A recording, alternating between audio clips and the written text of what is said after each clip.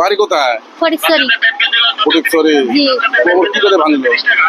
টিকা দিছিলাম, করোনার টিকা। এখানে কেটে চাকরি করতাম।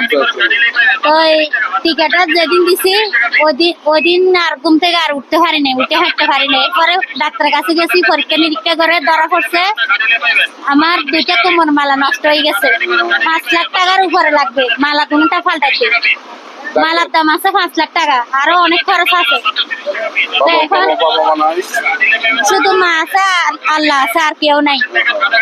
আর দুনিয়াতে আপন ভাই ছিল, ভাইটা অ্যাক্সিডেন্টে মারা গেছে। এত টাকা পাবেন কোথায় আপনি? এখন এত টাকা কোথায় পাবো আমি তো নিজেও জানি না। আমি তো ভিক্ষা করে যা তুলি সব টাকা মানে ঘর ভাড়া দিই, কোনো মতে ফেটে চলে না আমার। বাবা মা নাই না? বাবা মা আর মা আছে, মানে বাবা ভাই বোন কেউ নাই। এটা কি আপনার নাম ঠিকানা? হ্যাঁ হ্যাঁ। দর্শক এখন এটা দিয়ে আমি সাহায্য তুলি আর কি। দর্শক দেখুন, একজন অসহায় একজন বোন, ডাক্তার নাকি বলছে 7 লক্ষ টাকা লাগবে। টিমার হচ্ছে, টিমারের ফাইল আছে আমার, কাগজপত্র, কোমর মালা যে নষ্ট হয়ে গেছে সবগুলোর ডকুমেন্ট আছে। থাকেন কোন জায়গায় এখানে? এখানে অক্সিজেন কয়লার ঘর। তাদের নাম ঠিকানাটা বলেন, আপনি কোন জায়গায় থাকেন?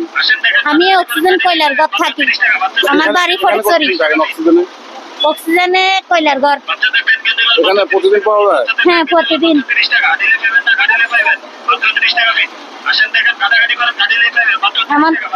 দর্শক দেখুন, একজন অসহায় একজন বোন অসুস্থ, ডাক্তার নাকি 7,000 টাকার কথা, 7 লক্ষ টাকার কথা বলছে। এই যে মানুষের কাছে চায়া 2-4 টাকা করে ইনকাম করছে, এটা থেকে চিকিৎসা হয়। দর্শক আপনাদের কাছে অনুরোধ করছে, একটু বলেন দর্শকের কাছে।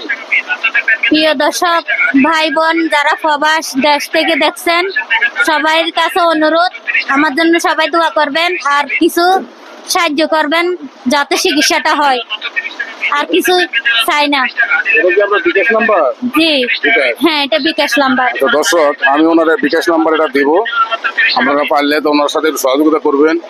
আমি বিকাশ নাম্বারটা দিব, বিকাশ নাম্বারটা দিচ্ছি 01714742410। এই নাম্বারে ওনার সাথে যোগাযোগ করতে পারেন। নামটা কি বলেন? রিনা আক্তার। রিনা আক্তার।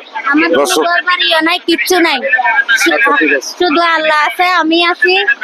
এখন শেষ পর্যন্ত আমার বাসাটাও থাকবে না ভাড়া দিতে না পারলে। এই মাস থেকে আমি অনেক কষ্টে আছি। ঠিক আছে, দর্শক দেখবে, যদি ভালো মনে করে ইনশাল্লাহ আপনার যোগাযোগ করবে আপনার সাথে। ঠিক আছে, দোয়া রাখেন।